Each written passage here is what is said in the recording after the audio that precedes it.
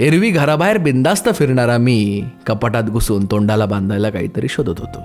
तसं पुण्यातल्या मुलींसारखं मीही तोंडाला काहीतरी बांधून बाहेर पडतो असे तुम्हाला वाटेल, पण या साऱ्याला जबाबदार पुण्यातील थंडी आहे.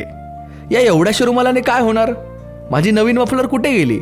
कपाटातलं सारं जग उलटा पालट करून झालं, पण बरोबर गरजेच्या वेळीस लपून बसली कुठेतरी.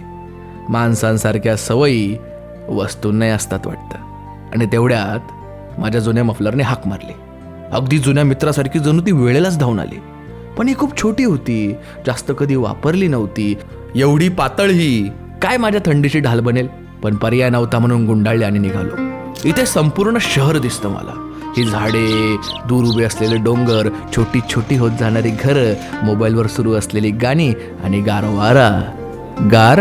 अरे या मफलरने जादूच केली. कसली थंडी! ती तर केव्हाच दूर निघून गेली होती. वेळेआधी का आपण जज करतो राव? का कोण जाणे, पण प्रचंड ऊब तिने निर्माण केली. एवढूशी ही काय होतं या मफलरमध्ये? आणि अचानक आठवलं, 7 वर्षांपूर्वी माझ्या आजीने विणली होती. ही जादू मफलरची नव्हतीच. जादू होती आजीच्या मायेची आणि प्रेमाची.